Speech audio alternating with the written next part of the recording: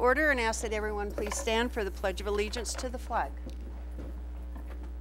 I pledge allegiance to the flag of the United States of America and to the republic for which it stands, one nation under God, indivisible, with liberty and justice for all. Thank you. And welcome everyone in our audience and also our TV, out in TV land. Roll call, please. Mayor Borelli. Here. Councilmember Clarici. Here. Vice Mayor Patton. Here. Councilmember Thomas. Here. Councilmember Wilkins. Here. Okay, at this time, we're going to have announcements or presentations to the public, and I believe Tricia Wilkins has a... Okay. I have a report that I wrote from my trip to Washington, D.C. that I'm going to read. I am truly grateful to have been part of the advocacy effort in this year's 45th annual Capital to Capital in Washington, D.C. We reached a 7-year high with over 320 business leaders and elected officials in attendance from 6 counties. I'd like to thank the Sacramento Metro Chamber for putting this program together and Madeline Morgan from David Church and Associates for arranging my personal meetings, allowing me the opportunity to advocate for Placerville specifically. Each year, the program identifies its top 3 issues. This year, the priority issues were water resources, transportation, and innovation and economic development. My focus with the team was transportation funding and policy and goods movement and mobility. My top 3 points were continue federal investment in our transportation system, long-term funding and policy development, streamlining project delivery, and environmental review. I spoke a lot about our Western Placerville interchange. This project fits within the Sacramento region's goods movement and mobility priority. The requested action, continue federal investment in our region's transportation system to keep people and goods moving to support a growing economy. The Western Placerville interchange includes US 50, bicycle and pedestrian infrastructure, and transit facilities. These play a significant role in the regional, state, and national economy. It provides connectivity to the El Dorado County Government Center, El Dorado County Fairgrounds, and the Placerville Drive Commercial Corridor. Regional travelers benefit from the project as it will provide efficient access to commercial areas of Western Placerville. It is an access point to the El Dorado Trail and includes a park and ride facility serving El Dorado Transit local service and commuter bus service to Sacramento. This project will improve the economic competitiveness of Placerville by removing transportation barriers and providing reliable, timely access to our market. In addition to the transportation meetings, I was scheduled 3 private meetings. From Senator Boxer's office, I met with Kyle Chapman, Transportation Legislative Assistant, and Becky Beelan, Judiciary Legislative Assistant. From Senator Feinstein's office, I met with Crystal Martinez, Judiciary Legislative Assistant. I also had a one-on-one with Congressman Tom McClintock himself. In these meetings, along with the transportation discussions, I spoke about our homeless problem and submitted a prepared letter. Senator Boxer is currently working on legislation reauthorizing the Runaway and Homeless Youth Bill. Her Sacramento representative, Stacy Smith, will help with our grant applications and letters of support. She would also be willing to tour Placerville's facilities as needed. Senator Feinstein's office asked that we look into the continuum of care funds and implement a coordinated entry system through the Department of Housing and Urban Development. For any homeless veterans, Veterans Affairs Supportive Housing, VASH vouchers will be useful. California will be receiving a large number of VASH vouchers this season. Congressman McClintock was very receptive to the transportation projects in Placerville. He said he will be helpful to Placerville in making phone calls to necessary members of the Department of Transportation and in writing letters of support for our Western Placerville interchange. This program was 5 days of incredible education, networking, exploring ideas, and promoting the interests of our city and our region. I sat in policy briefings and heard speeches from notables such as Sacramento Mayor Pro Tem Angelique Ashby, Secretary of the Treasury Jack Liu, Congresswoman Doris Matsui, and Congressman Ami Berra. I was once told that the first year going to Cap is like trying to drink from a fire hose, and it absolutely was. But I brought my bucket and I lapped it up. I am very excited about the working relationships I formed in Washington, D.C., and I look forward to building on that foundation next year. That's great. Thank you, Tricia. Very informative. Sounds like you had a great trip.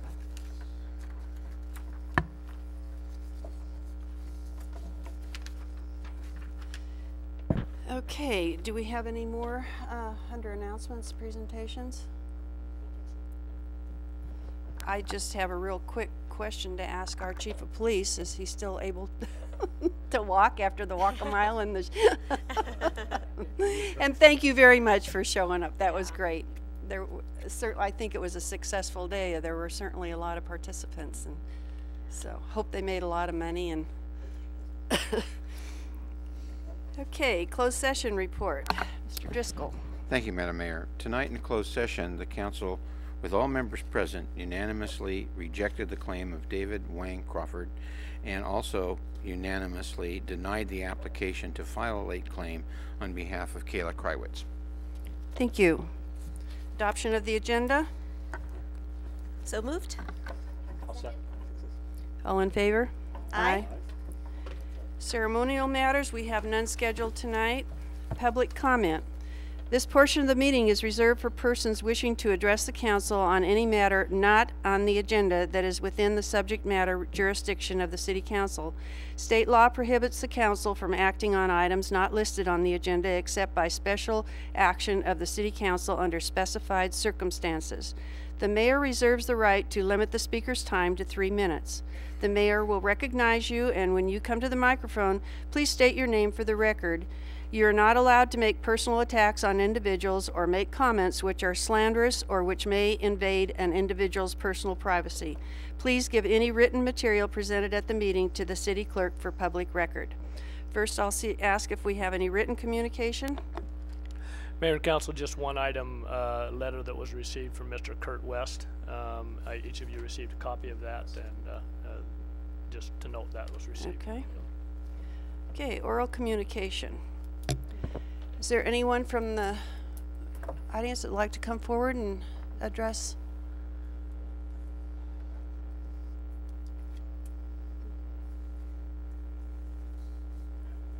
Everybody, hello.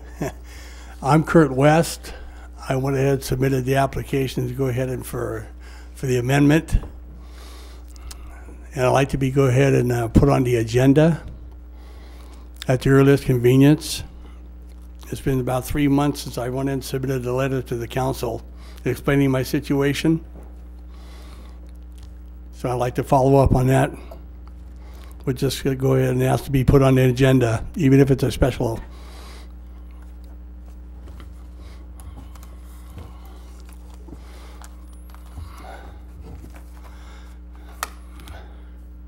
Mr. West, I'd just like to remind you that you have probably now up to 2.5 minutes.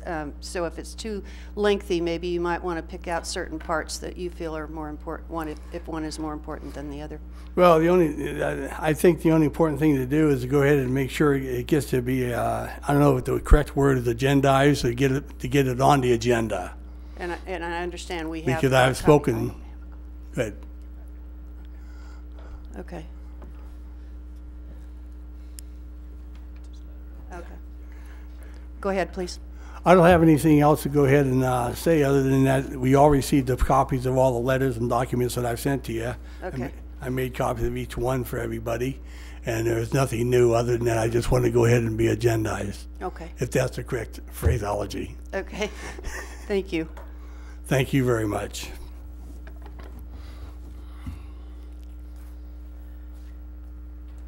Anyone else?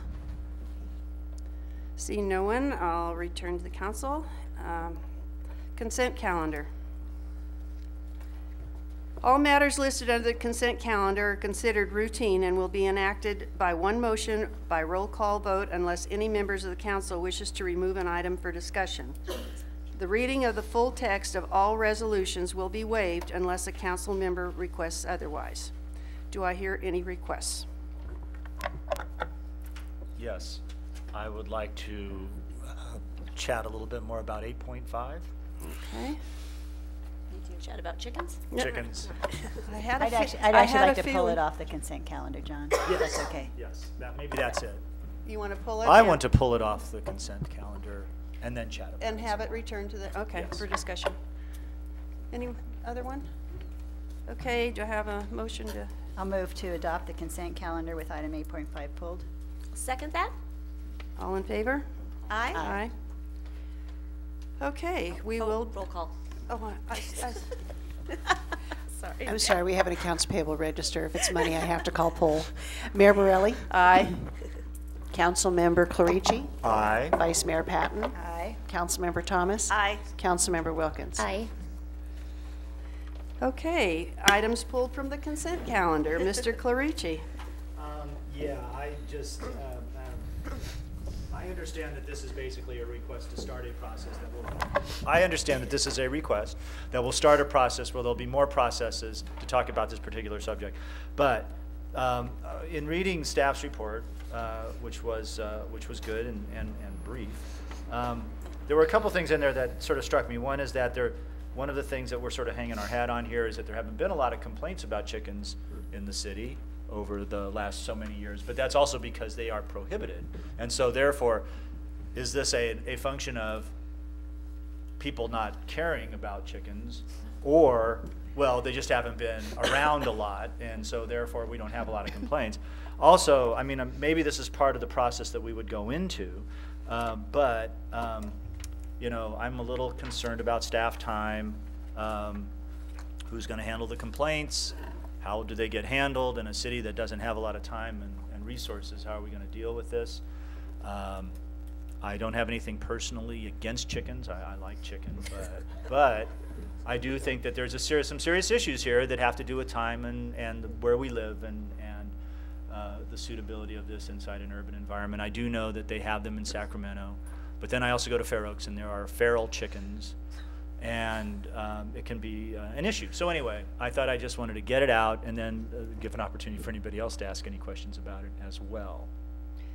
And I know where you're coming from, but I don't think that that's what we just have to make the decision whether we want to carry it forward and allow it to go through that whole process. Yes. So then once again, you'll probably have the opportunity to state your same feelings on it. Okay. Carol, you wanted to? Well, I had the exact same thought that we haven't had any complaints because they've been prohibited. But I was involved as a planning commissioner when there were complaints about roosters and chickens, and while I don't have any objection to chickens and roosters, I don't think in an urban environment they're appropriate. And I was just surprised that even this amount came to the city council. I mean, I don't know. I just don't think it's appropriate. Let me put it that way. I'll just be blunt. I have a question. This is just hen chickens, right? We're still going to prohibit roosters? Because my understanding is the complaints usually are the roosters, and that the hens don't usually cause a problem. Yeah, sort of. I mean, when I lived over by the high school, there was a lady who had chickens, and apparently, probably illegally. And yes, if they have a rooster, that makes noise, and that is the more obvious one. But chickens, my daughter has chickens. She lives out in the country.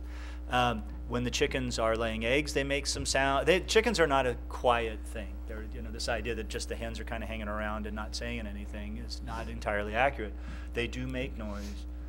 I have a concern about it, and in a close, and this is, Placerville is a fairly densely populated town, and in certain areas. In certain areas, yes. Well, that would be the certain areas that we would need to be thinking about. So, correct.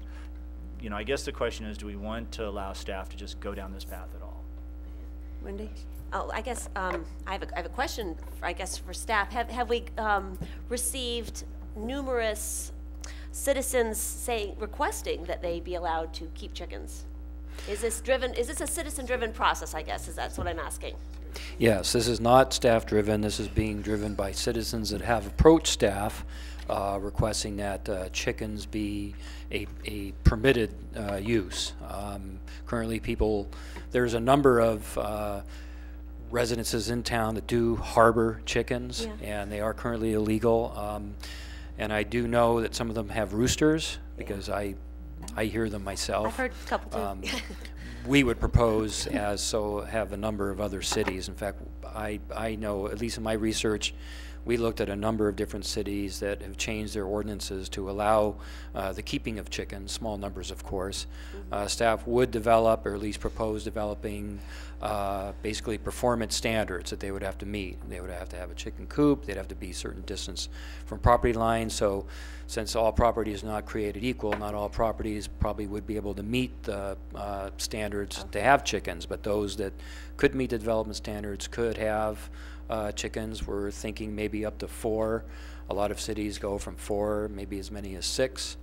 But anyways, we did get a complaint about chickens today. So I think in the staff report we said since 2009 we've received 4 complaints. Well, actually up until today now we've received 5 complaints. Okay. All right. And just briefly, if I may, as I think some of the council members did point out, this is just the beginning of the process. We want to make sure that the council is okay with staff beginning the process. We will promulgate some draft ordinance. It'll go to the Planning Commission. It'll be an agendized public hearing where citizens will have the ability to speak to the item. The Planning Commission would then make a recommendation for the council's consideration. And then it would be then up to the council to, again, review the draft ordinance, revise accordingly, and either adopt an ordinance or reject it outright. And you say that probably only certain parcels within the city would qualify, I guess, to have chickens, because there is a land requirement. Right, So- that is correct. We want to Okay. make sure, because there are some parcels that are fairly small, and they may not just be suitable for having chickens. Or a really dense neighborhood with smaller lots. Correct. Okay, so there would be some provision and safe regards in that matter. Right. Okay. Well, I understand my fellow council members' concerns.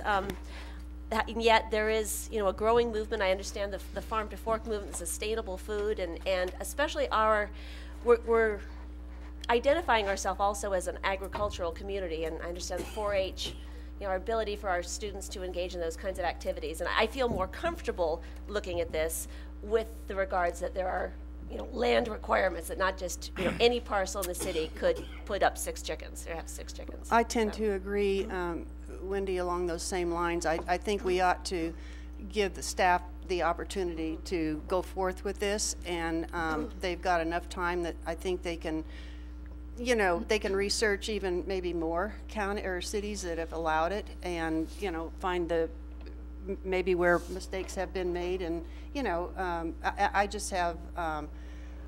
I personally love chickens, and I wish I could have them in my yard, quite frankly. I just, I had, when we didn't have this ordinance, I had roosters living across the hill that I looked forward to hearing them crow every morning. So I don't have a problem with it. But anyway, I think if we go through the process, and, then it'll give all the community a chance to voice their opinions. And it's helpful to know that it was community driven, that we've had Yeah. requests, that there's a want and a desire for chickens in our city. John, you had another I have a comment? question, though. How big has this groundswell of chicken love been in our town? I mean, are we talking dozens, hundreds? 2. 2 requests. 2 requests.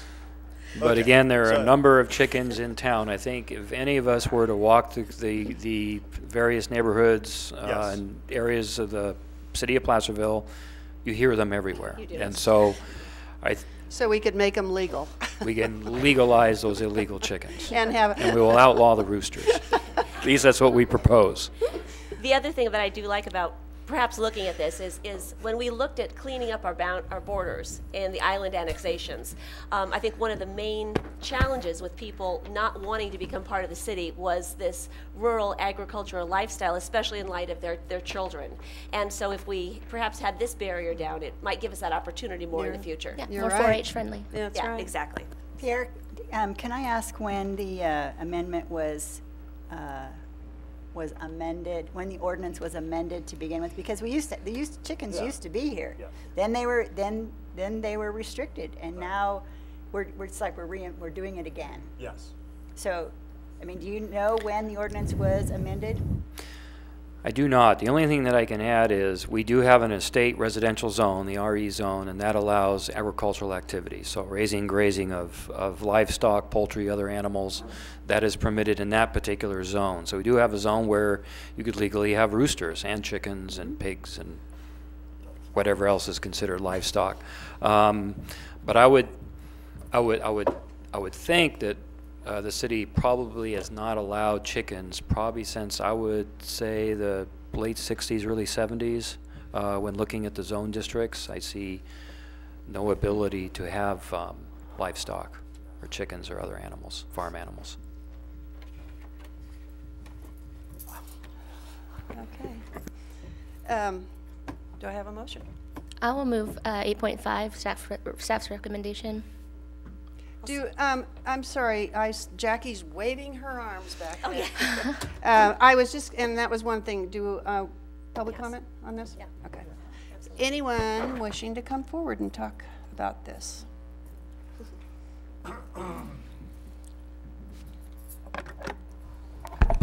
Thank you, Mayor. Jackie No, City of Placerville.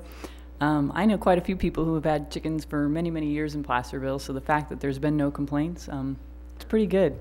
I don't personally want chickens, but my neighbors have a lot of room, and I think they could have chickens, and I would love to have fresh eggs every day from my neighbors. But I think it's a conversation worth having. Thank you.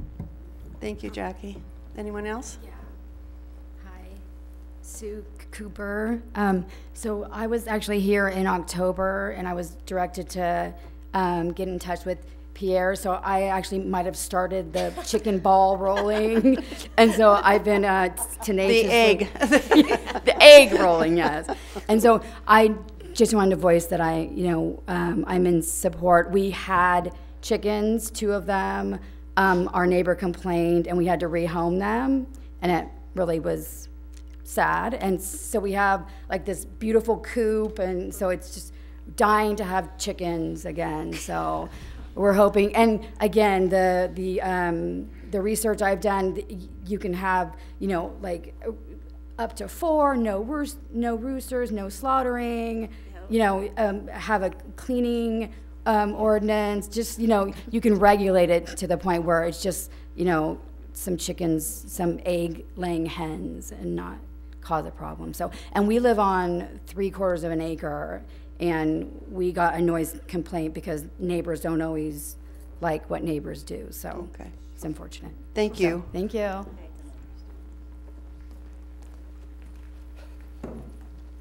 Hi, I'm Raylene, and I'm from the city of Placerville also, and I would love to have chickens in my backyard. I'm from the city, and everywhere I've lived, they've allowed it. And Livermore is where I came from 4 years ago. I had 4 hens in my backyard, and they were wonderful.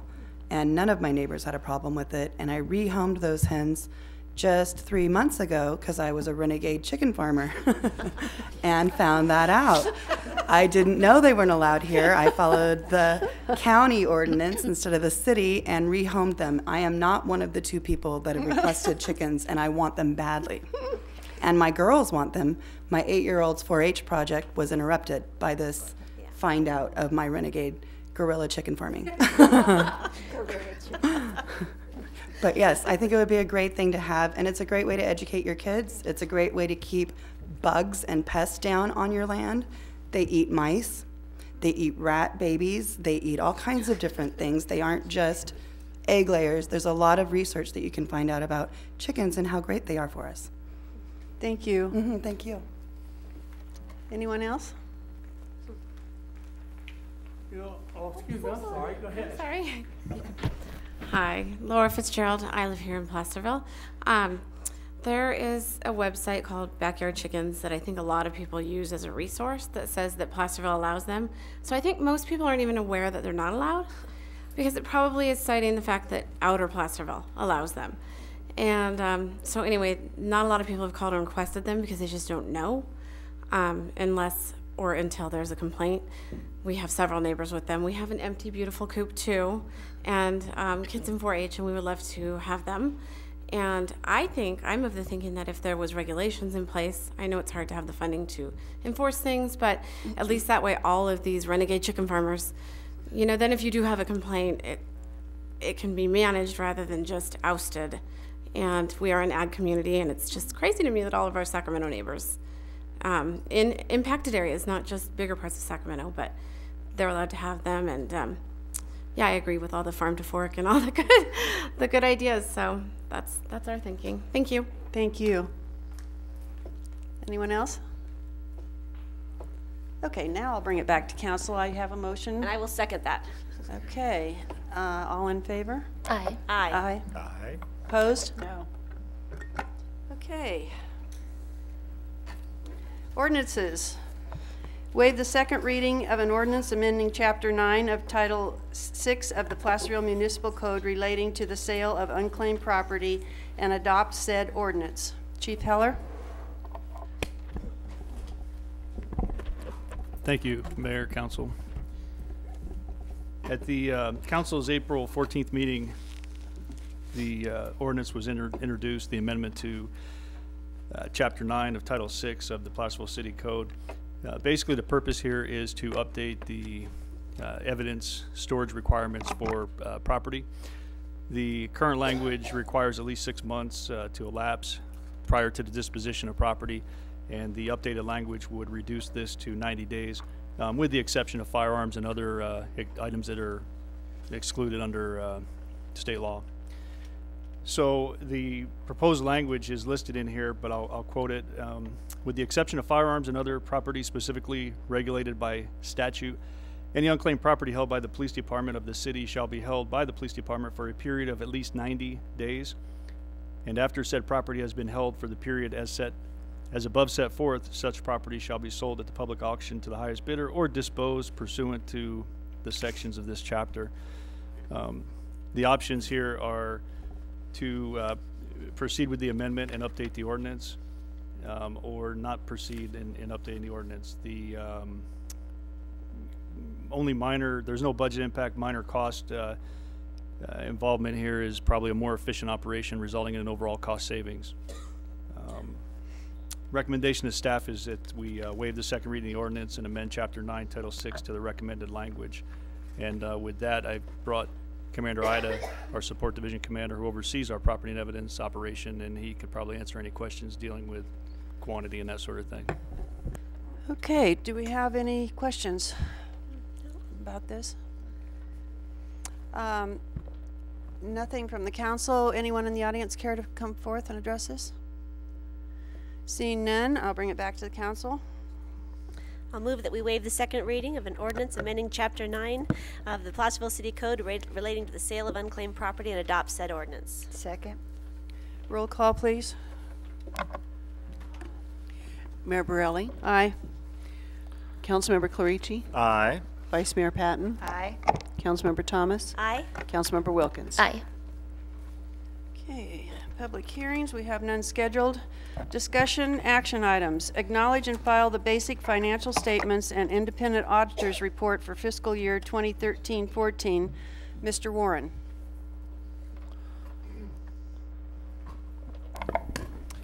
Thank you, Madam Mayor, members of the council. Tonight we have Ken Poon, CPA, from Poon & McGeady, your independent auditor, to present the audited financial statements for the fiscal year ending June 30th, 2014.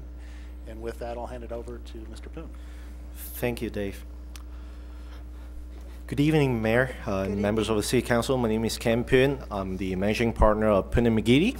And so it's another year again, so I'm here to present the June 30, 2014 audit of the City of Placerville basic financial statement. So what we are going to cover today is actually a summary of what we need to do. Part of it is the scope of work, that is the basic financial statement. What are the required communications? As our standard actually discipline auditors, there's a bunch of required communications that I need to speak with you. It's a good idea to have a two-way communication, so that way we are here to fulfill our responsibility to talk about certain required communications. Third, we are going to talk about the approach to the audit. As you can tell, there's a lot of audit procedures that we need to perform, how we are going to allocate to different phases of the audit, and coming up with the audit results. Other matters, and I will go ahead and talk about some new GASB pronouncement. It's very exciting in 2015 because there's a lot of impact to the city's basic financial statement in June 30, 2015. So I'm going to talk a little bit about the new stuff that's happening this fiscal year, and then we'll wrap up my presentation. So the scope of work. Actually, we were engaged to perform the audit of the City of Placerville, the basic financial statement. What's included in these basic financial statement is the financial sections, which include the management discussion and analysis. Even though this part of the document is not audited, but this document is very important. It's required by GASB Statement Number 34 that's implemented 15 years ago. Let's talk about the picture of the city during the fiscal year. You can compare financial highlight, take a look at what's happening during the year, compare the financial result to the previous year, so that you know exactly what happened during this fiscal year. The government-wide financial statement is a consolidated level of the city's financial statement. It's we're talking about all the funds consolidated. What is the financial position of the city, and then the fund financial statement, which includes all the grant fund, your general fund, your debt service fund. Everything is included in the fund financial statement. The notes to the financial statement actually talking about required disclosure, a non-financial explanation to the financial statement. The required supplementary information is another required sections under GASB Statement Number 34, talking about the budget and actual for the general fund and all special revenue fund. And then the other one is very interesting topic is talking about the schedule of funding progress of your pension plan and OPEB plan. And last but not least is the supplementary information. It's all the combining financial statement for non-major fund as classified in under GASB number 34.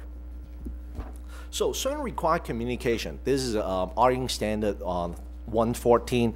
We are required to talk about audit responsibility. Audit responsibility as a management yourself and ourselves as an auditor. So in the next 2 slides, I'll go into detail. So the planned scope and the timing of the audit. Basically, we are required to complete the audit by March 31st of the next fiscal year for June 30, 2014. There are certain requirements that we need to fulfill. One, we need to actually complete in a timely manner, and in timely manner, which means it's 9 months after year end. Second, you are required to fulfill the single audit responsibility to submit the whole entire package, including the financial statement to Federal Audit Clearinghouse by March 31st. So that way we complete the audit by March and issue our audit report. If there's any significant audit finding, in this case, we do not have any audit finding, which is great for the city. So we are required to disclose that to you if there's any. The accounting policy, disclosure, and significant estimate. If there's anything changed during the year, we are required to disclose that to you. For the fiscal year June 30, 2014, there is a major major change in one of the accounting standards. It's what we call the GASB Statement Number 65. Reclassification of something that we previously recorded as an asset or liability to defer inflow of resource or defer outflow of resource. During this implementation, we actually have what we call the prior period adjustment because of the implementation of this new GASB pronouncement. We actually written off the bond issuance cost that was previously capitalized on the balance sheet. Now, with the new standard, all bond issuance cost needs to be expensed at the time it was incurred. So during this year, there's about close to about $500,000 of bond issuance costs being written off. And there are certain things that we reclassify in the financial statement. Significant difficulties encountered during the audit. I'm happy to say that there's really none. Very cooperative. Management's been providing us supporting information to the amount and the disclosure in the financial statement fully supported the financial statement. We do not have any disagreement with management, and also if there's something that management decide to have another consultant coming in and for consultation, for example, if there's a new GASB pronouncement and there is some disagreement or something that we don't agree, management sometimes may go out to other CPAs for consultation. In this case, there's really none to report, and our independence. I'm very happy that City of Placerville is very independent. You actually prepare your own financial statement, so we are completely independent. We do not actually have any threat to independence as an auditor, so which is great. So this is another summary. So as of the responsibility. The first part on the left-hand side is the management responsibility. As management yourself, you are fully responsible for the financial statement. By presenting the financial statement in accordance with generally accepted accounting principle, in this case, you are following all government accounting standard board standard because your government, GASB is the standard setting bodies for government, so that's why there's a lot of new GASB pronouncement come out, so that's why it's making sure your team is actually up to date on what's coming out in the next couple of years. Adopt sound accounting policy. Also, you need to establish and maintain proper internal control because it actually make the city to avoid any misappropriation of asset, protect the city's asset, and making sure you are in compliance with federal law. Provide evidence supporting to the financial statement and disclosure, and last but not least is to prevent and detect fraud. Part of the major system is of the internal control. The importance of internal control is prevent and detect fraud too. So as an auditor ourselves, we are here to make sure that we perform the audit in accordance with generally accepted auditing standard. And then also because the city has expended more than $500,000 of federal expenditure, so that's why we are required to perform the audit in accordance with government auditing standard too. So that is really the things that we are required to look at. So as I said earlier, in order to fulfill our responsibility to following the auditing standard, basically we break it down, the audit process, into 4 phases. The first phase is what we call the detailed planning. The detailed planning during this phase of the audit, we actually look at significant audit items, actually take a look at the new GASB pronouncement and see if there's any major impact to the city's financial statement, and then come up with our audit plan. Second phase of the audit is the risk-based review of system. It's actually an internal control review. So we actually go through significant accounting system, look at your cash receipt, your billing, your pay, the way that you pay your employee, the way that you pay your vendors, your IT infrastructure. Those we actually spend some time looking at it, take a look at the internal control structure, identify the key internal control, and we do test the internal control. On federal compliance is required us to test on compliance requirement, making sure that the cities expended on these federal grants are actually in compliance with the federal compliance with the federal law. So that is the second phase of the audit.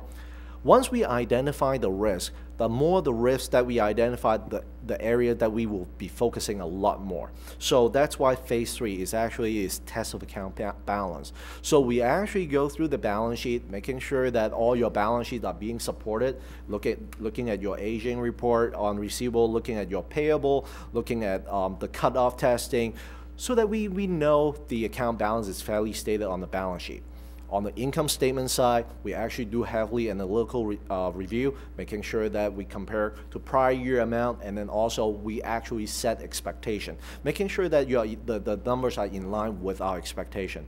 Last but not least is the review of the financial statement. Dave actually did a great job in drafting the financial statement. I'm here to review the financial statement and issue our audit opinions on these financial statements.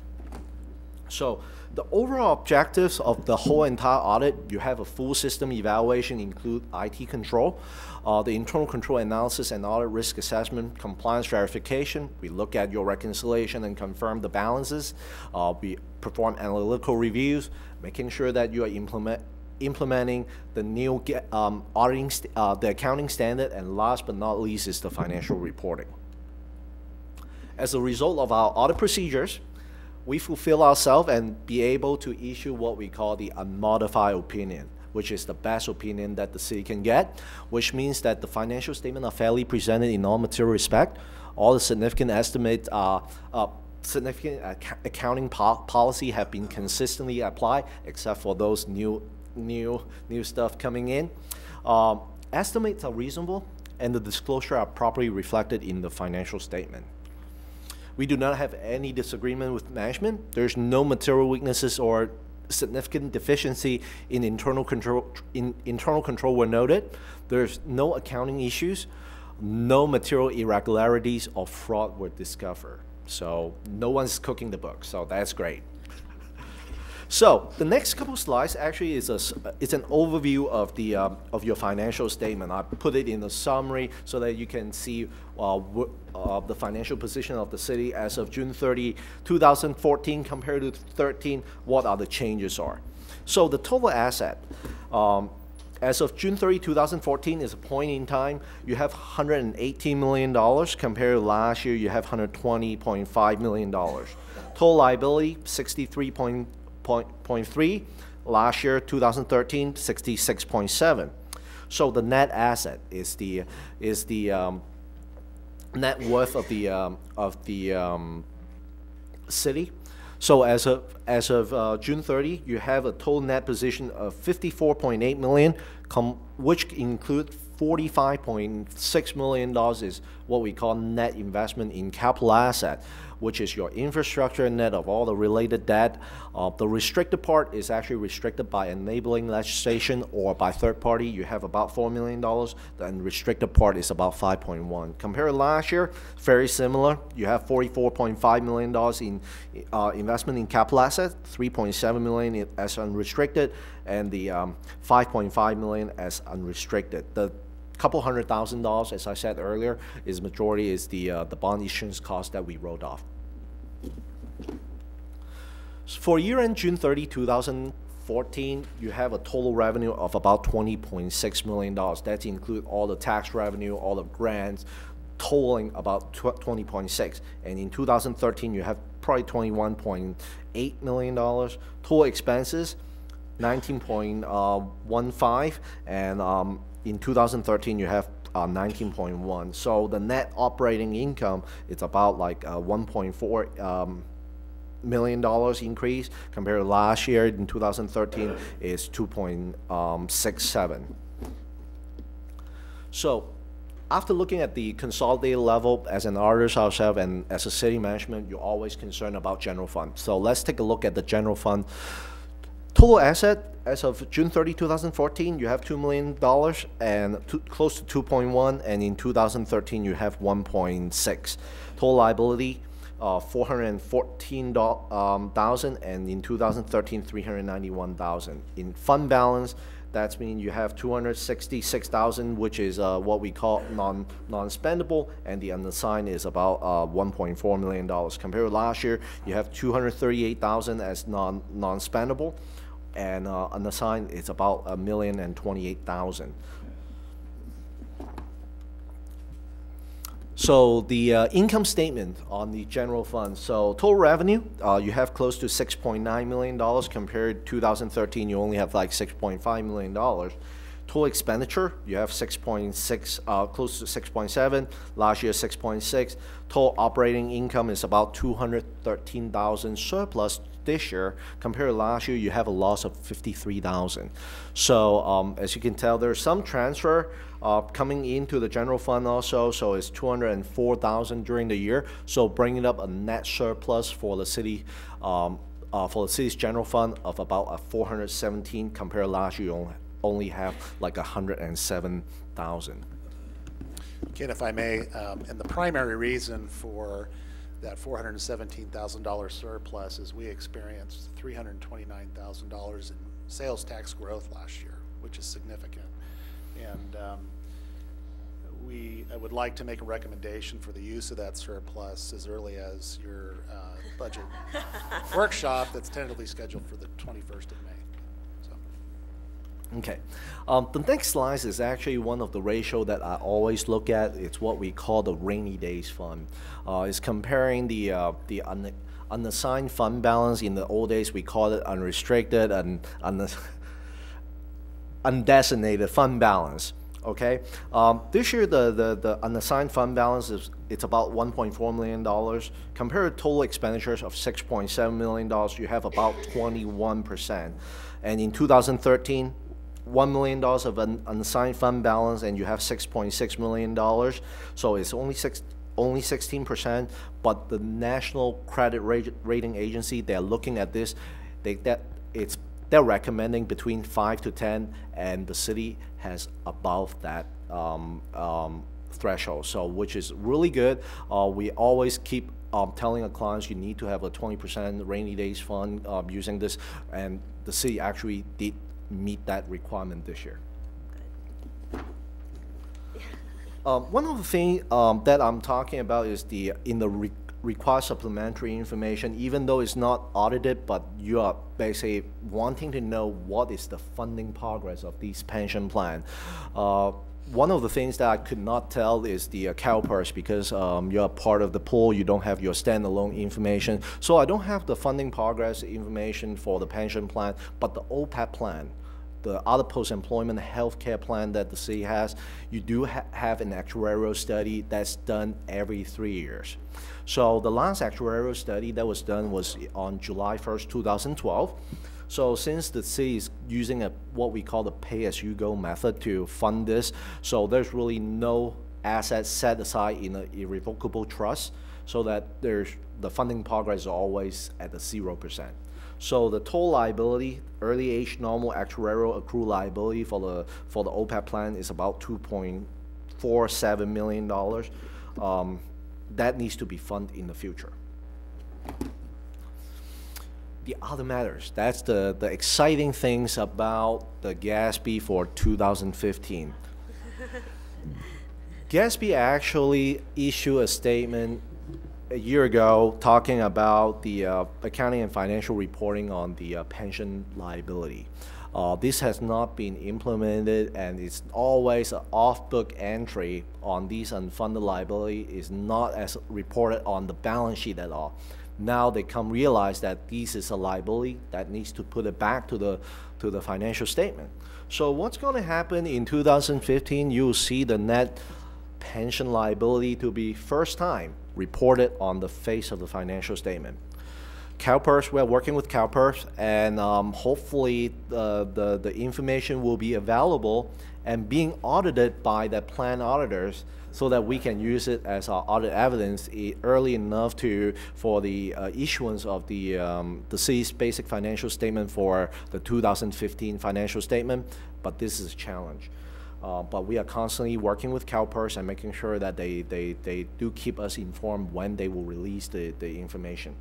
GASB number 71 is the pension transition for contribution made subsequent to the measurement date. This is a problem of implementing the pension standard, because you are issuing a June 30, 2015 financial statement, but we are using a June 30, 2014 liability recording on the financial statement. So there is always a 1-year lapse between the plan financial statement and the plan audited liability to put on the books. So what we are going to do is actually, what about the current year contribution? Where should we actually put it? So yes, we actually come up with 71, all the contribution that made between the measurement date and the year-end date will be reported as deferred outflow of resource. So that is another thing that we call it a really weird item. That's if you don't know exactly what to do, plug it in deferred inflow of resource, outflow of resource. We hate to use the word plug, but in this case, yes, it is a plug. Also, GASB actually issued a statement called Fair Value Measurement and Application a couple months ago, and that needs to be implemented in 2016. Let's talk about fair value measurement. That's something that we need to disclose. The level 1, level 2, level 3 just kind of mirror the commercial world on how to measure the financial asset or liability. So this will be something that we would talk about on 72 in 2016. So let's give you a little bit more about the pension standard. Like, we're changing from accounting base, from a funding base to accounting base. We are no longer using the required annual contribution as part of your as part of the requirements. In the old standard, under GASB number 27, if you pay 100% of the annual required contribution, you don't have liability. For accounting-wise, what about the unfunded liability? So now is bring it on the face of the financial statement. That will display it as a net pension liability. if you overfund the plan, then you have a net pension asset, which some case I already look at one city, they already have a net pension asset, which is City of Fresno, which is really weird in the situation. Also, one of the things that we need to be careful about the amortization between projected investment earnings and the actual investment earnings, because right now CalPERS is using a 7.5 rate of return on their investment. But what about actual? Sometimes it's go better, sometimes it's worse. We need to amortize those the difference between the actual and the projected over 5 years period. In case that the cities decide to make some changes to plan benefit or the assumption on the actuarial study being changed, what we are going to do for inactive employee, we are going to expense immediately during the year. If it is for active employee, we actually expense over the average expecting remaining service life of the employee. So because of a cost sharing plan, which is the city is actually, it's part of the cost sharing plan, it will applying the same rule, but you will actually receive the portion of the pool to be reported in your financial statement, okay? Some selected future standard, there's a couple things. I have a lot of abbreviation called ED, is called exposure draft. The tax abatement disclosure actually is on the exposure draft. There's sometimes the city council may incur some economic development, so there's some tax abatement program issued to individuals or businesses. Those needs to be disclosed. Another thing, besides pension plan, we are encouraged to do the OPEB plan at the same time, but unfortunately, GASB won't be able to do that, but the exposure draft is already there. The OPEB plan on the accounting and financial reporting will be reported on June 30, 2018 financial statement, and this statement will be mirrored the pension plan. So a lot of things is really similar to what I just talked about, how they amortize how you report the net OPEB liability on the financial statement. Leases, FASB already look at the leases, the accounting for leases. So the capital lease versus operating lease, GASB is actually still follow FASB rule. Take a look at the leases accounting, so it's still in preliminary review. So, and the last thing on the agenda item is the financial reporting for fiduciary responsibility. It's also a preliminary review of these standards. So I'll keep you updated on those, and that will actually happen. I'll talk a little bit more about these new standards at our annual client training, which will happen in July and August timeframe. So that's conclude my presentation tonight, and I'm more than happy to answer any question that you may have. Thank you very much. I also have to tell you that I did read the auditor's report best I could, and I think I understood just maybe 3/4 of it. But it was very, I thought, really interesting, and I'm going to hang on to it because I think it gave us a lot of facts and how you arrive at a lot of things that go on. So, council, any questions? Any questions? Comments? I have a question. This is maybe for Dave more than, but all of you can chime in. On slide 12, there was something called, in the general fund summary, there was something called fund balances unassigned, and it's a rather substantial amount of money, and the word unassigned makes it kind of sound like it's unassigned, and like having just gone through or in the process of going through the budget, I have come to the conclusion there's not a whole lot of free money sitting around. So can you explain so that the public doesn't think that there's $1.5 million just kind of sitting around waiting to be burning a hole in our pocket? What does that mean?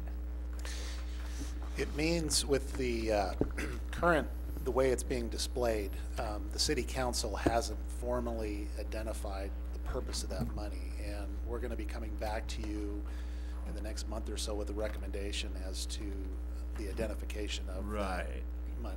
Yes. Primarily as a reserve, as an operating reserve. Right. Okay. So, okay.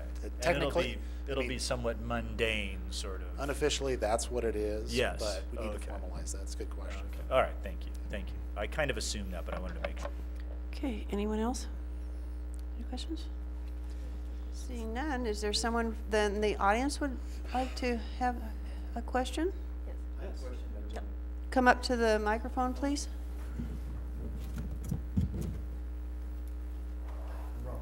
Hi, Robert. Ken, appreciate the presentation. Yes, I have a couple things. You know, the accounting shifts and accounting practices and principles have gotten a lot of companies and people in trouble because they're hiding things. I know that's not your goal. I mean, you might, I don't know, you could be a mass murderer. We were already told that. Okay. We're not hiding anything. All right, good. The unfunded pension thing is now called something liability, correct? It's unfunded net pension liability. Okay. So many major cities across this country, unfunded pensions are taking them down totally. Bankruptcy, Detroit's a perfect example. And Scott Walker's done a phenomenal job, governor of Wisconsin, in dealing with that issue in the last 4 or 5 years. Phenomenal.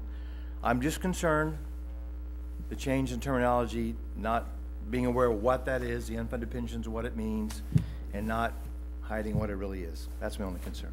Thank you. Anyone else? Well, I'll take all the questions and then you can address them as soon as they're through. Thank you, Evelyn Veerkamp, Placerville. On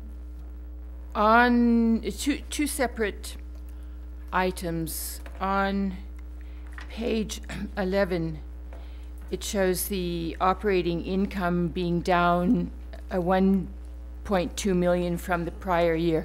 Just as a matter of general interest, is there any comment that one would like to make to understand what happened? Okay. What happened was your Dave, hey, hang on just a minute. Let her. I'm sorry. Okay. I'm going to take your questions. Okay. And then we'll Okay. Fine. And then, for what it's worth, I look through the past 8 years, just checking cash investments and long-term debt, and starting in 2006. We had a ratio of about 8 times debt to cash and investments. It went up in 2009 considerably to about 92 times and has been coming down significantly since then. Last year it was about 13 times long-term debt to cash and investments. Now, I don't know if this is a useful figure where I'm going. So I have 2 questions. What are our cash and investments total for 2014, and what is our total long-term debt for 2014? And is comparing these 2 figures actually a meaningful indication of the city's health or not? To me, it looks like we're on a positive trend, which is why I'm asking. Thank you. That's all I have to ask, so I should sit down and wait till there are more? Yes, please. Okay. Anyone else have any questions? Okay, we'll start with the gentleman's comments, and I believe that would be. Well, yes, actually, this is a concern for the whole entire nation about putting a pension liability. Right now, based on our experience and talking to CalPERS and take a look at their preliminary actuarial study for June 30, 2014, majority of that plan has been significantly reduced because they actually take out the 15-year smoothing on the investment. So a lot of time the investment actually it's lower when they actually do the evaluation is lower than expected. So at that time the funding progress has been used to be at 85%, now has been dropping down to about 70%. So in the upcoming year, actually CalPERS is coming out with increasing the annual required contribution for the city. For the PEPRA plan, and also for a small size city, which the city of Placerville is part of the cost sharing pool, you will see a side fund coming from CalPERS. That way, it's trying to catch up the shortfall on the unfunded liability, but also at the same time, CalPERS is doing what we call the stress test to making sure that this investment is good enough to carry over for a long period of time to make sure that these liability will be paid off in the future. Okay, thank you.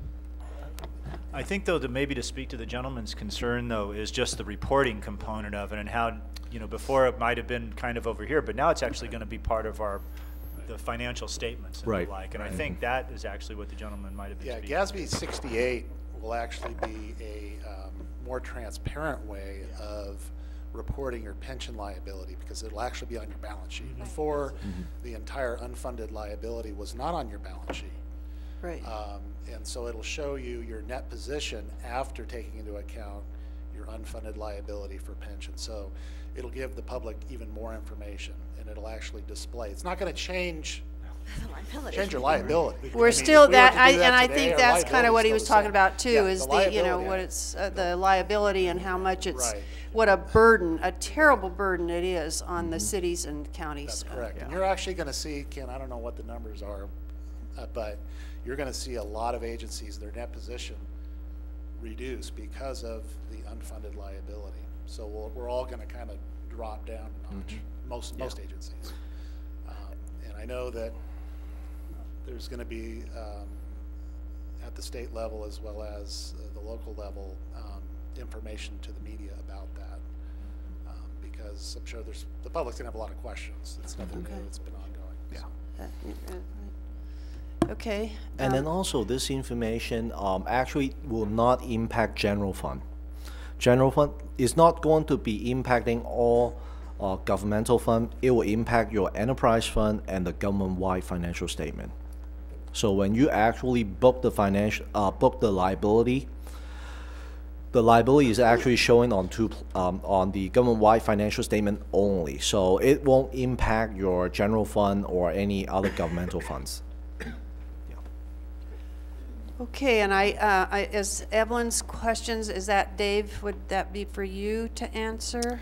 Yes. The difference, the change in net position, the reason that is last year we recognized about $4 million in CMIA grant money for the Western Placerville Interchange Phase 1A. This year we had $2 million in recognized revenue. So that revenue shrank. It's a one-time source for that particular project, and that's why you see that difference there. As far as our debt, the reason why the city's debt increased is because of the state mandated improvements to our wastewater treatment plant that we had to finance. There was two sources of financing for that for our wastewater treatment plant project. One was a $17 million bond, our 06 revenue bond, as well as I want to say at that time it was about roughly $39 million SRF loan. Actually, it's about 42 right now. So those two debts increased your overall debt level significantly. The good news is, I was just looking at our cash position.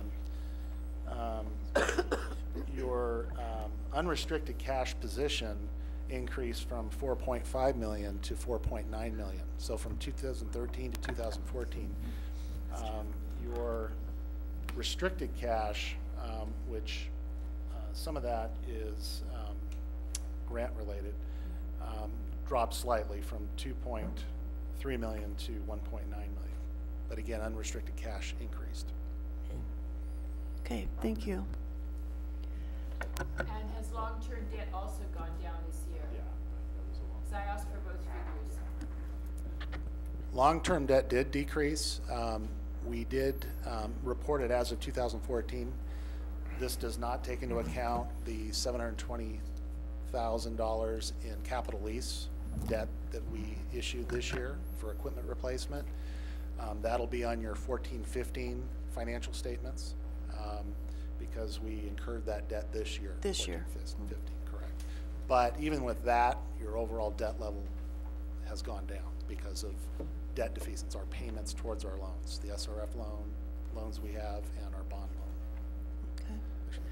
Anyone else from the audience care have a question, comment? Mickey Kaiserman. Hello, everyone. Is there any special measures that we should look at in trying to analyze these financial statements over years. That is a good thing to look at so that we could see that the city is improving.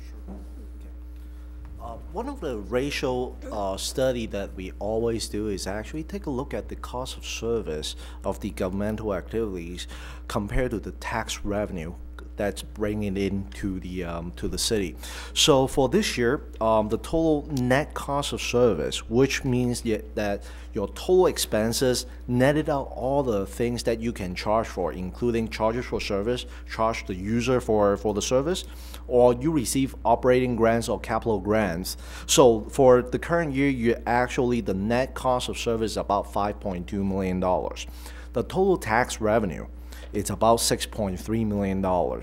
So when you actually take a look at these two numbers, you can compare that it's way below the total tax revenue. That means you as a city yourself, you are fully substantiate your program that you offer to the city.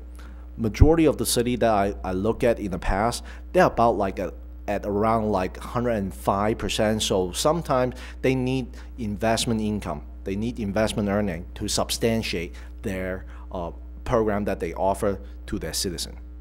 So this is one of the major ratio that I always looked at, and it's a really good measurement for government to take a look at their program. Is that sustainable or not? Yeah.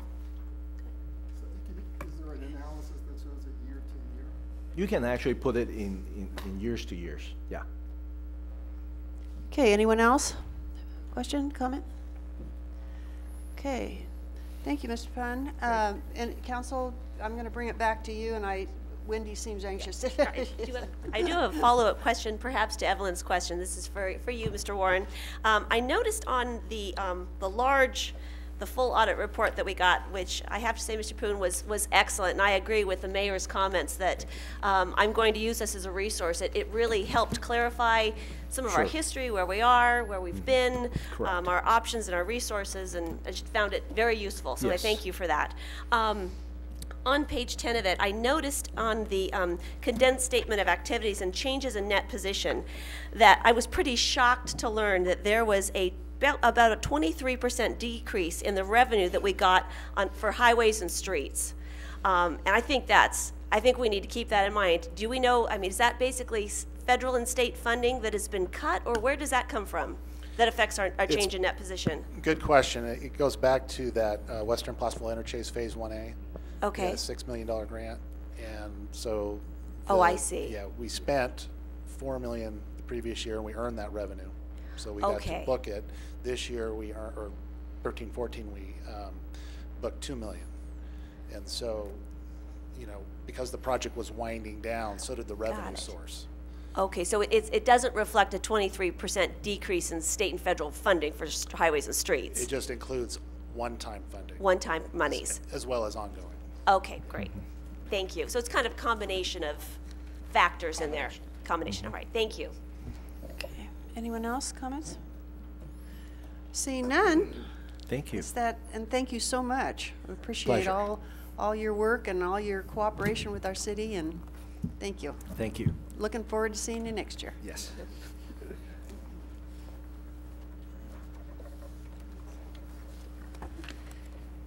Okay. Sorry if I might, Madam Mayor. I actually think we need to give a shout out to our city staff too. The fact that we had no disagreements, material defects, that shows that our staff is doing an excellent job managing the financial affairs of our city, and we appreciate that. It's a team effort, by the way. It takes all of us. What'd you say, Dave?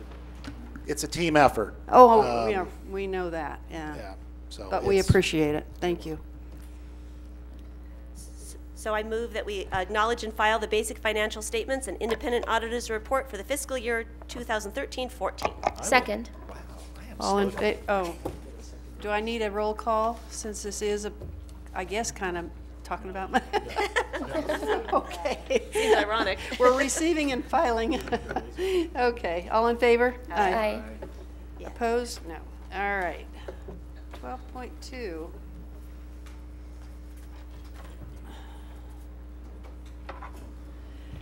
Adopt a resolution requesting that the California Public Employees Retirement System, known as CalPERS, make an exception to a post-retirement employment requirement, Government Code Sections 7522.56 and 21224, stipulating that CalPERS retirees must wait 180 days before being employed by another CalPERS employer.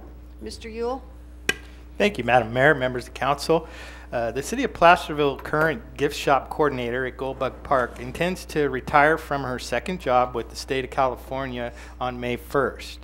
As a condition of her post-retirement from CalPERS, she is required to wait 180 days before working for another CalPERS employer. Both the state of California and the City of Placerville are CalPERS employers.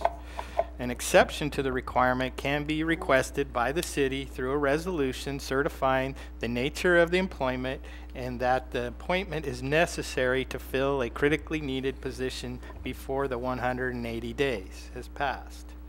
The 180-day post-retirement requirement imposed by CalPERS was not anticipated by city staff when the hire was made, nor the employee. Unfortunately, the employee's retirement from the state cannot be postponed. Without an exception to the 180-day requirement, the gift shop will be without a coordinator at the height of our tour season. It is for this reason that staff is requesting that a resolution from the City Council be sent to CalPERS for their consideration. This request will not have an impact on the city's budget, but if we're successful, it'll have a great impact on our Goldbug Park. So with that, I'd be happy to answer any questions you have. Okay, any questions for Steve? This will just apply to this one person? That's correct. Thank you.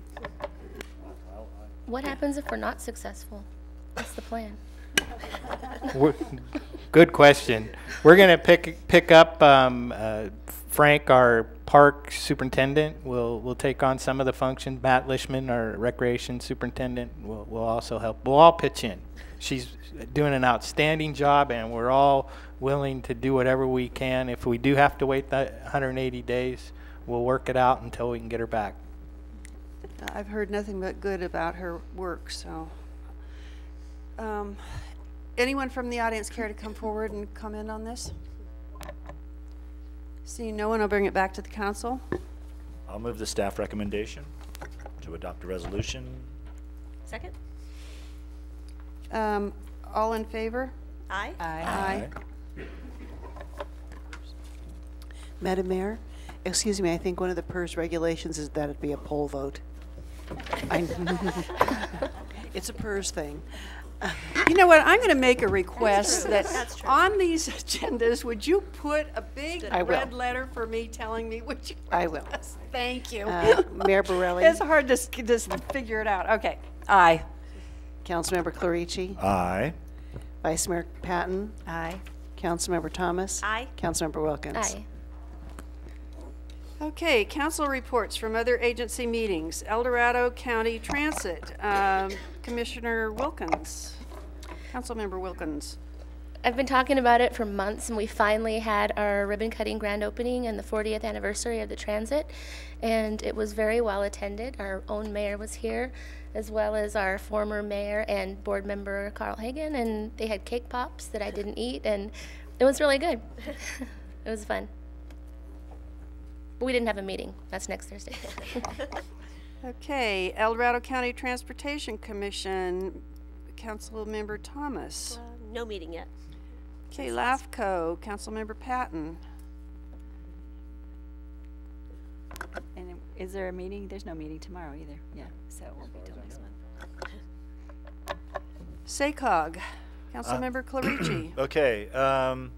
The Metropolitan Transportation Plan, the final list of projects that will be included in the plan was approved. All of our projects that are near and dear to not just Placerville but El Dorado County are part of that that listing of projects.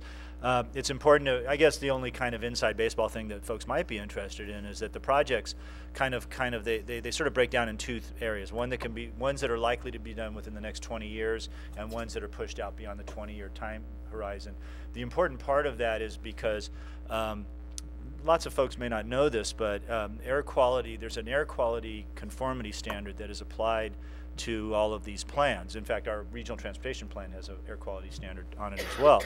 And it gets very dicey at the end in terms of being able to meet your greenhouse gas emission standards. That there's formulas for every project, if it's a road project, if it's a bus project, if it's a, even a bicycle and pedestrian projects all go into the mix. So that's only kind of inside baseball thing. It had no impact on any projects here, but it's always kind of interesting at the end to watch them sort of, and literally, actually, it did have an impact on one project. It's not actually in the county. Part of it, the very end of it's in the county, and that is the White Rock Road,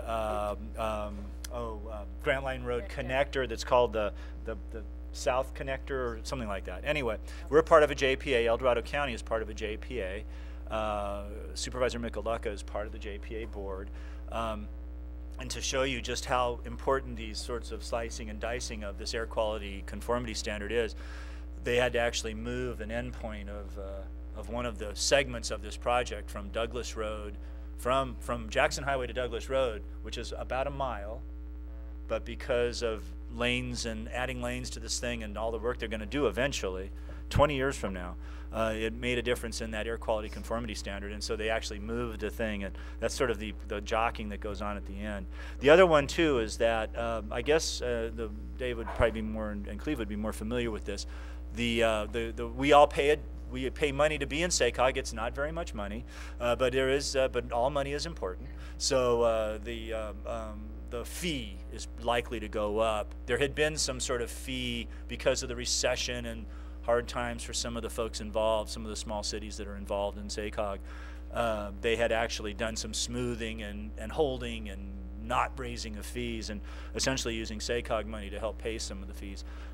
Now that things are kind of getting better for folks, they're going to probably reinstitute whatever fee schedule there is, and don't ask me what it is, but there will be a small hundreds of dollars, at least that's what I kind of gathered, so it's not going to be huge, but something we should all be aware of. Thanks for the heads up.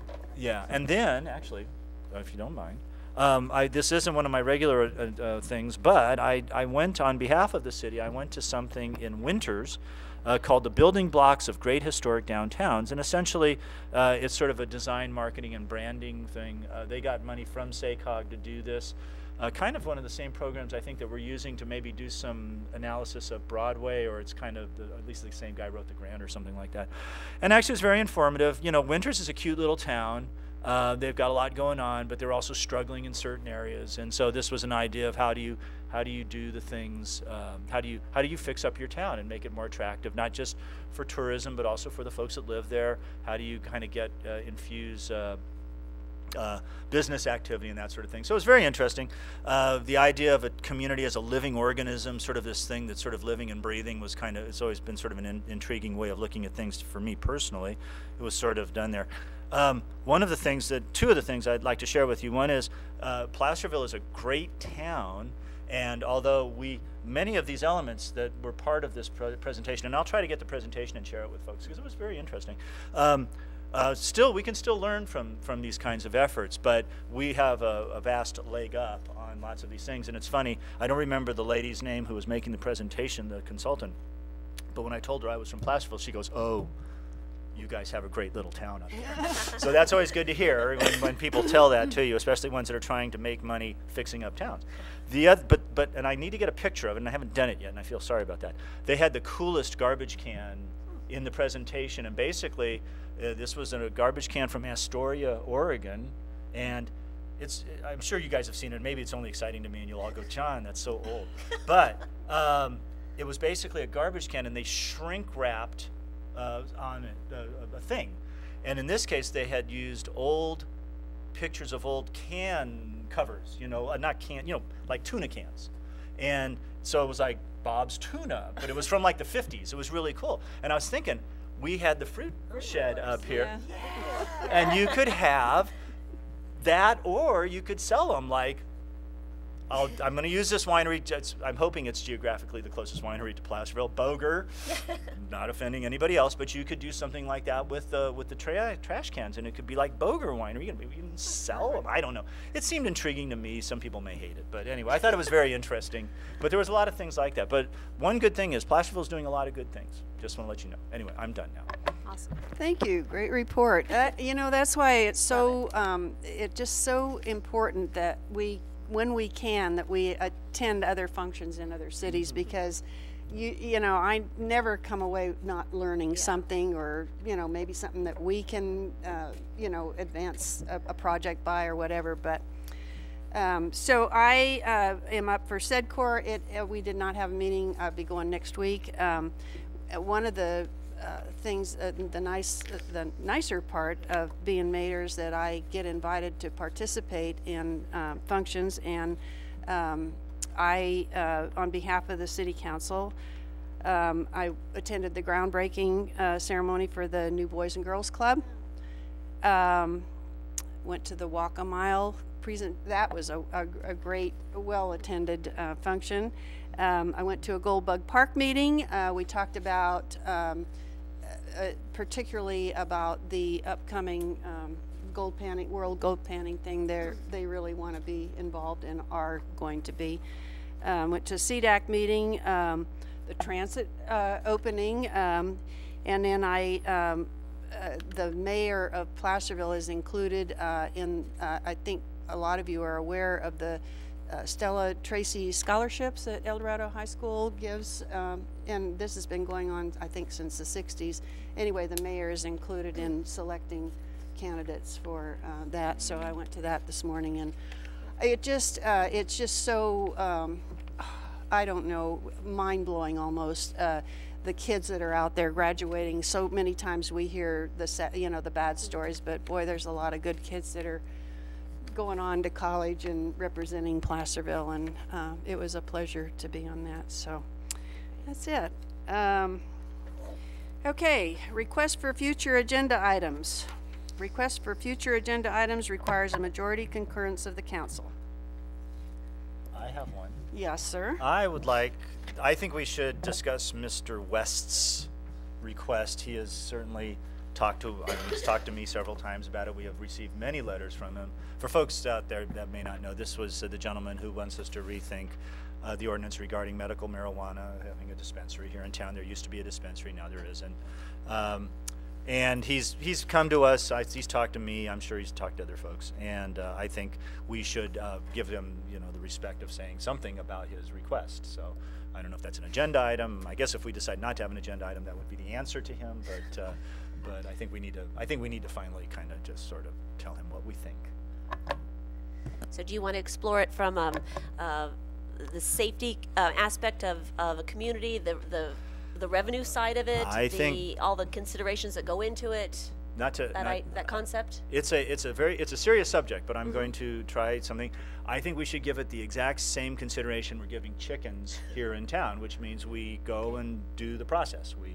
We do all of that. We find out what the potential legal issues might be, the law enforcement issues might be. There might be revenue issues that come along, all of that stuff. So, I mean, we're going to do it for one thing. I don't see why we wouldn't do it for another. It is a legal activity in California, and it's a business. So, and he's asked, and I think just to respect to this gentleman, we should say something. Okay, I'm going to, without going into everything, I am going to say that the staff has responded to him, so it's not like we've been receiving this, and Chief Heller is right in at this time would be the main person. So, Mr. Morris, what do you want us to do? Well, as stated in this, if there's a concurrence of a majority of the council to bring this back, then we would probably go through the same process that we looked at. I imagine with the chickens, intent to change the zoning code or the code to allow those. So, first of all, would be just if you're in favor of bringing it back, we would bring back that resolution in the future. So, Madam Mayor, would you like me to call a poll vote to see if we have a concurrence? Actually, I have a question, if I might. do we have the option of either looking at changing the ordinance, or do we also have an option of just having a staff report on what would be the potential issues regarding this? I mean, is that... Quite frankly, I would not, okay, that's kind of the way I feel. I would rather get the staff report, because I think it was pretty solid, and rather than go through the whole thing of what we're doing with the chickens. If I may, I think it might be helpful just to revisit why the ordinance, why it was closed to begin with. It was pretty nasty fight, I think, at the time, and I'm not sure that I want to open it up. But in all fairness to the citizen, it might be interesting to at least explore the history of why the ordinance is even there, which we didn't. We didn't really. Would be fine, and that would be fine. Just kind of more formalize the discussion, I guess. And maybe it could just be a staff, just have maybe Chief Heller.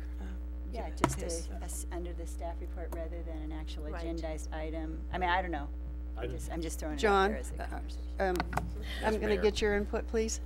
Well, somebody said it and characterized it. It was quite a meeting, or a series of meetings that we had. There was a lot of people that were very passionate about that. And after the city legalized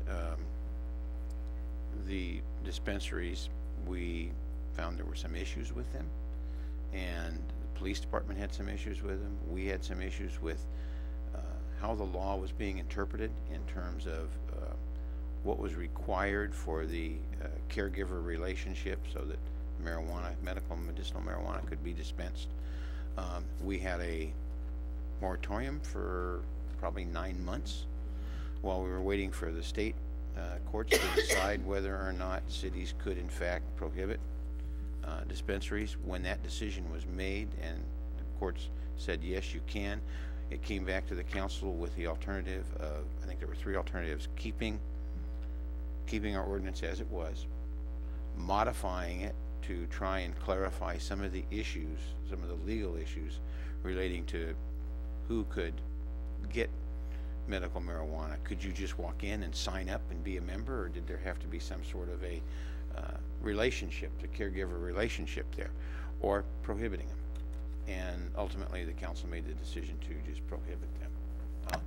It involves not only the ordinances relating to the operation, establishment, application, all those things of a medical marijuana dispensary, but there's also some zoning issues, because you have to identify what zones, where you're going to allow them, the density, that sort of thing.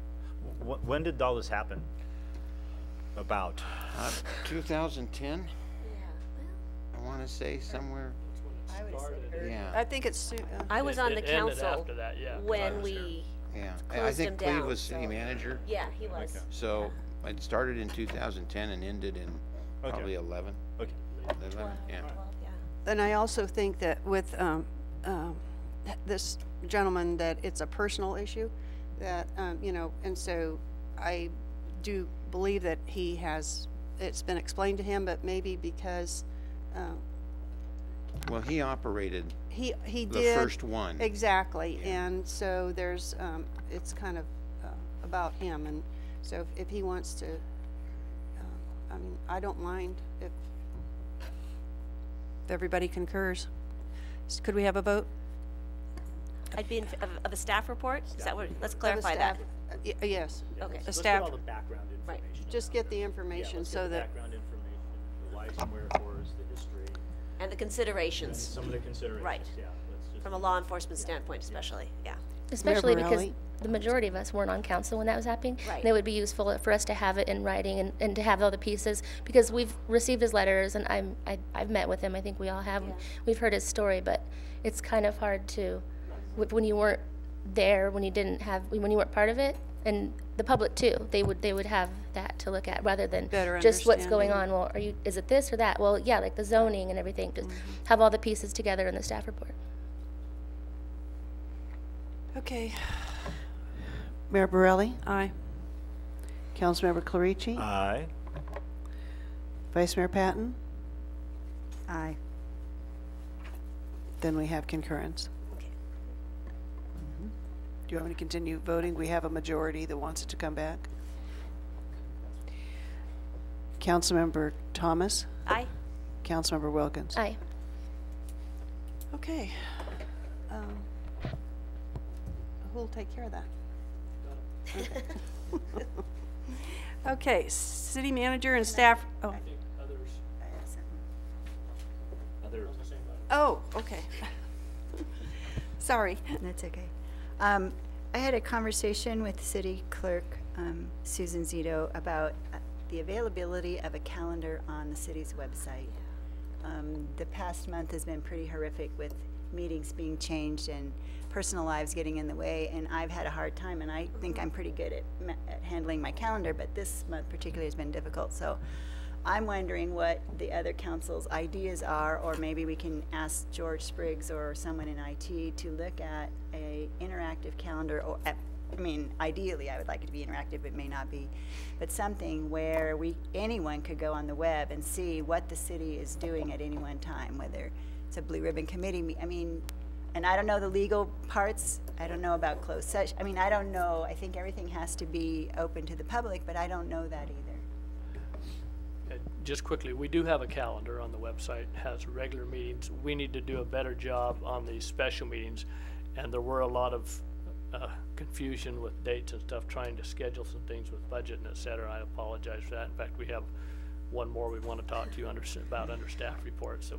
there's been some information go out about. So, but yes, we do have there is a calendar that we enter dates in and enter things on, but some of these special meetings, well, some of them get scheduled pretty quickly, like the that have come up, and so yes, those have not got put on that calendar, but it is available there to use. So regularly meetings aren't really a problem, but I guess the other thing that I'm thinking about is when maybe city manager Morris goes to, say, a PDA meeting, or is representing, or even when John goes to something representing the city. It seems to me that it would be really nice to have that somewhere, so that I mean, I know that that sounds onerous, but I would like to know that John went to Winters to represent the city of Placerville. It's not that, I mean, and I don't know how we could ever manage that, but I thought somebody said, well, why weren't you at this? And I was like, I didn't even know about it. I apologize. And I didn't even know if I missed something. So I don't know what you guys think, and I don't know if we could work on that, or I just don't know. I just wanted to bring it up, a master calendar.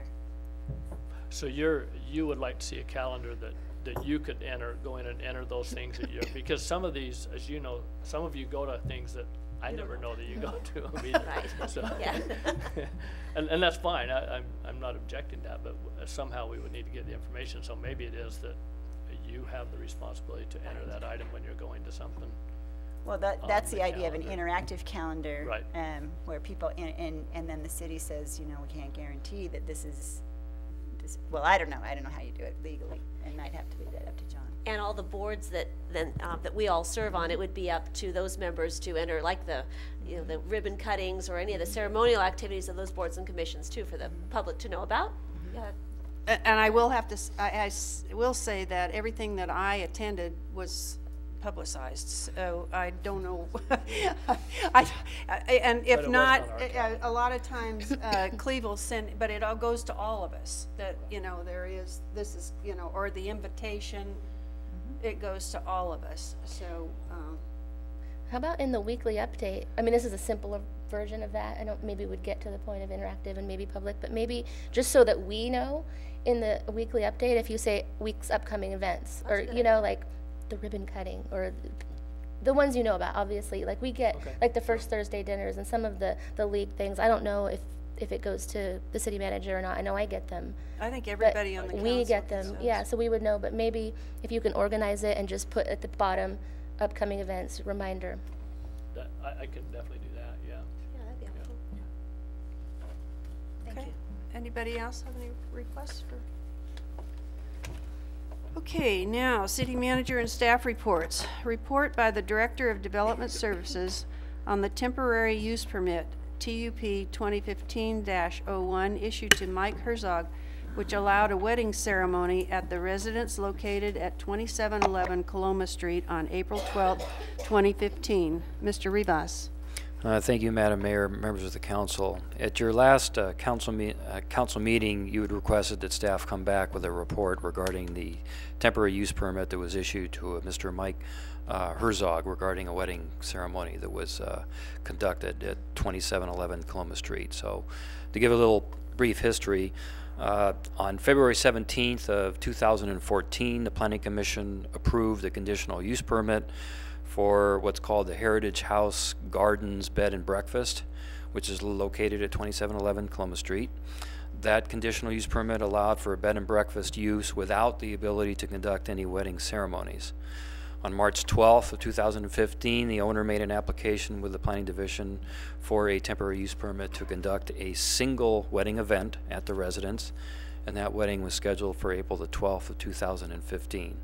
Staff issued a temporary use permit to Mr. Herzog on March 31st of 2015 in accordance with the city code. Following the wedding ceremony, staff received a complaint stating that attendees were driving their own vehicles to the ceremony and not taking the shuttle bus provided, which was in violation of the conditions of approval for the temporary use permit. Staff to date has not conducted any in-depth investigations regarding the complaints other than taking the complaint and then having a discussion with the applicant. With that, I'm happy to answer any questions that council may have regarding this. I understand that Mr. Herzog is in the audience and he wishes to address the council in this matter. I'm happy to answer any questions you have. Okay, council, any questions or comments? Not yet. Okay, I'll open it up to the audience and ask. Thank you, Madam Mayor and council members. My name is Mike Herzog. I'm the owner of the property. We've been working on the bed and breakfast and the plans for it since last August, and we met certain challenges that we weren't expecting, but our goal was to revive a beautiful property in the middle of the city. It's almost 5 acres.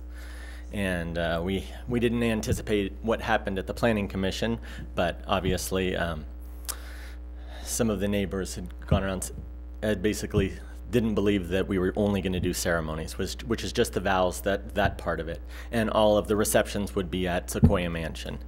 So that was what the discussion about, but secondary to that, and directly related to our single use permit, we did hire a shuttle to bring everyone that parked at Sequoia Mansion to our property. There, we were supposed to have about 6, we were able to park about 6 cars based on our plans with the fire department and working with them. We paid all of the fees. We only had 4 cars parked there. The wedding parties of both sides came in 1 car.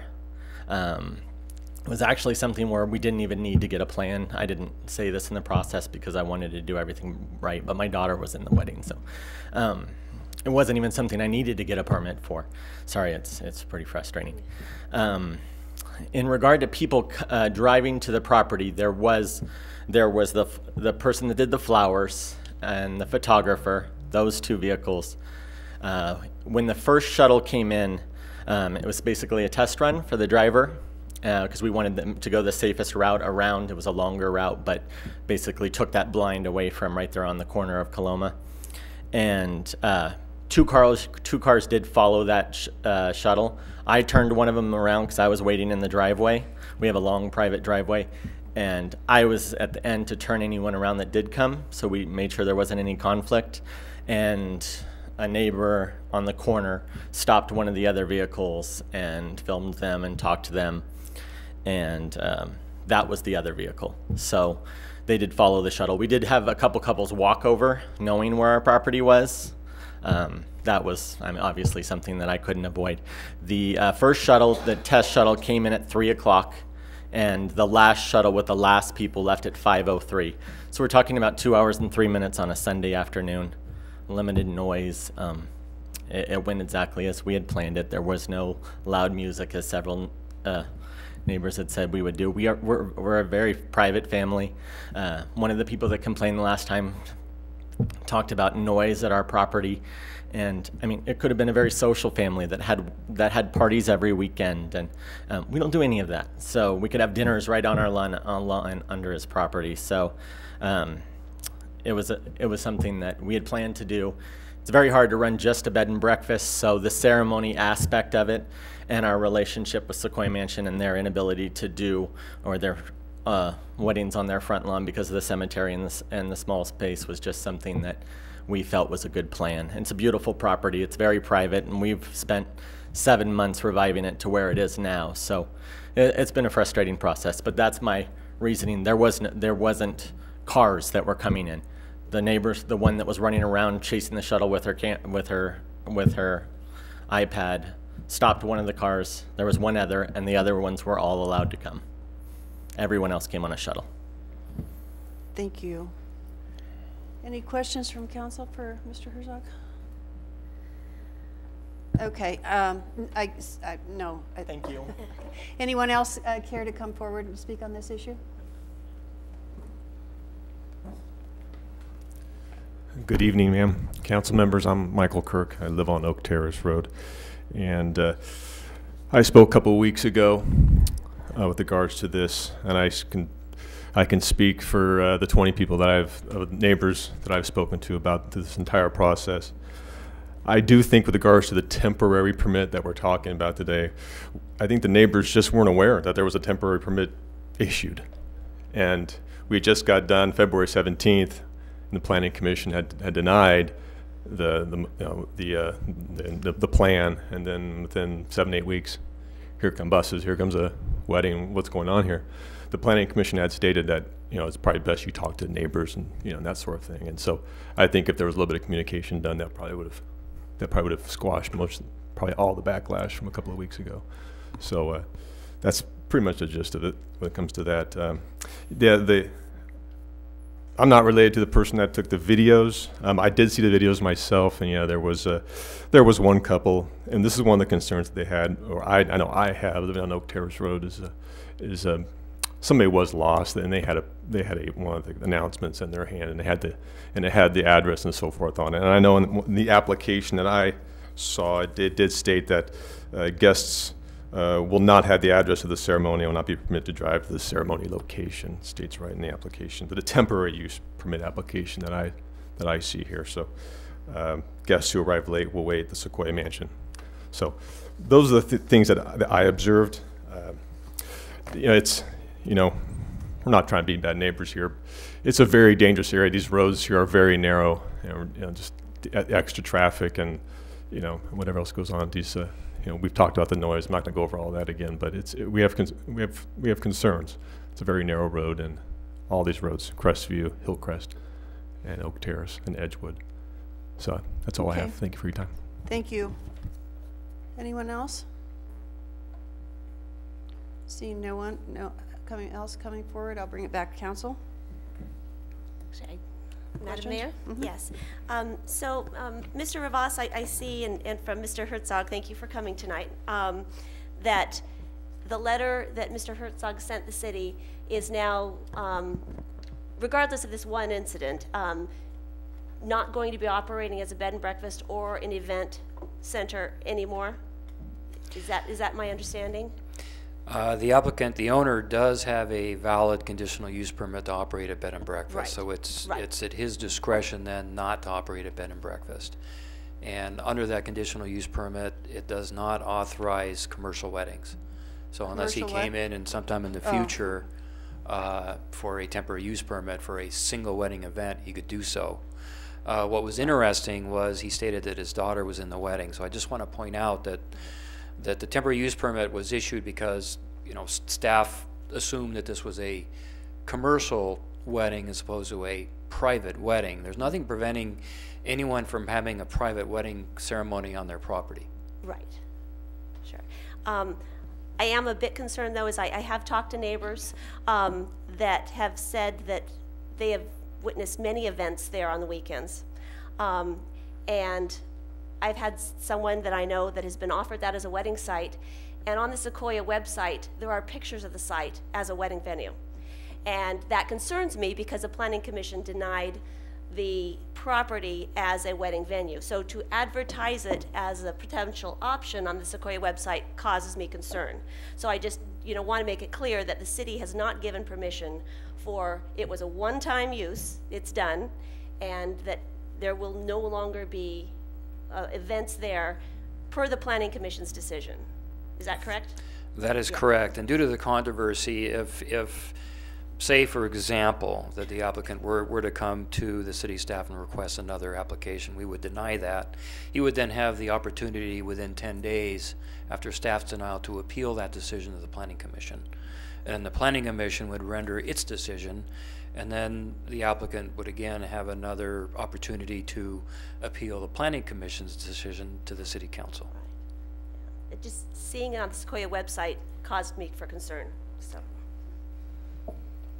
Okay, any other questions, comments? Okay. Oral report by City Manager regarding Phase 2 of the Main Street Improvement Project. Thank you, Mayor and Council. I just wanted to update you because I know at our last meeting I mentioned that this would be coming before you tonight. Unfortunately, we have a little bit more work that we need to do, so it will not come to you until May 12th at your next meeting, but we will move quickly from there to get it out to bid and ready to go.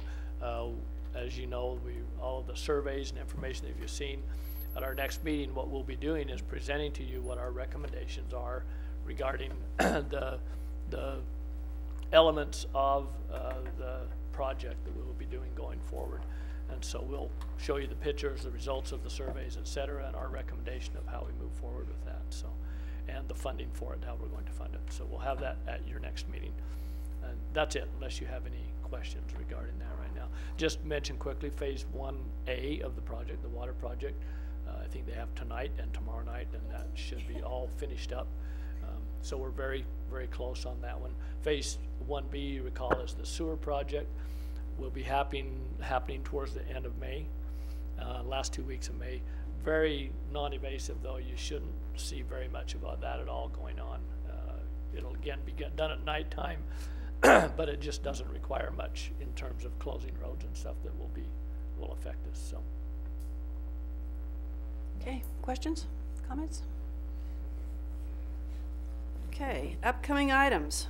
Items tentatively scheduled for the next regularly scheduled City Council meeting on May 12th, 2015 include a proclamation for Dennis Look, investment report, Measure J report, change order for the Police Department re-roof project, Redwood donation to El Dorado High School, PPOA MOU, and a presentation on drought regulations by EID. Any comments on, we're going forward with all those? Okay. And Main Street Phase 2. And Main Street Phase 2, okay. Okay, with that. Mayor, I forgot. We have one more item we wanted to talk to you about. Oh. And that is the email we sent out regarding another meeting, Carol. We would like to schedule May 21st for your budget meeting. As you saw, we canceled that date. That is a Thursday evening. This is available. We're open on time, whatever time you would like to start that meeting. Usually those budget meetings, we figure about 3 hours. So 5 to 8, if that works for you, unless you want to do later, earlier, whatever your preference is. I think we have that. Well, we sent you notice, but we hadn't heard back from everybody, so we just wanted to confirm that we're okay on that. So the earlier yeah, the better. if we can go before 5, well, that's up to Councilmember Carol, Pat. that's I think right. 5 o'clock is about. She's not going to break speed limit. 5 o'clock is good for you, Carol, okay. right? So okay. 5 to 8?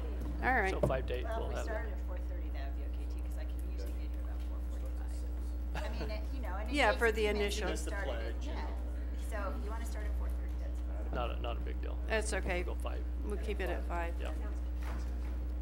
We do usually get pizza. We usually With that, I will adjourn the meeting and to May 12th, 2015 at 5:30. We changed it. Susan told me 5:30. Excuse me, Madam Mayor, the next sorry? meeting, the meeting is at May 5th, not May 12th. There's a special council meeting on May 5th. Okay, you know what, okay.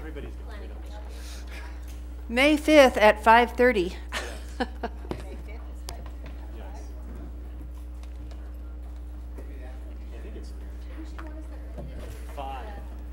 Okay, wait a minute, Susan. Didn't you tell me today 5:30? We thought we'd be leaving, but we're not. May 5th?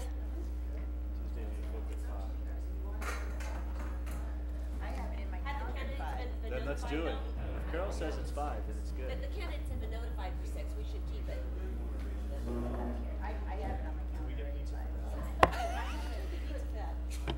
Okay, Okay, so what is the mayor saying? Tell me the time. 5:30. wait a minute. A special meeting will be held on Tuesday, May 5th, for the purpose of interviewing Planning Commission candidates. The meeting will take place at Town Hall in the Council Chamber, 549 Main Street. And I don't have it, that one you told me 5:30 earlier, but if you want to meet at 5, it's all right with me. We told the folks. She'd have to go back and tell everyone again. I would say keep it at 5:30 closed session, we'll start the interviews. 5:30 is closed and interviews at 6.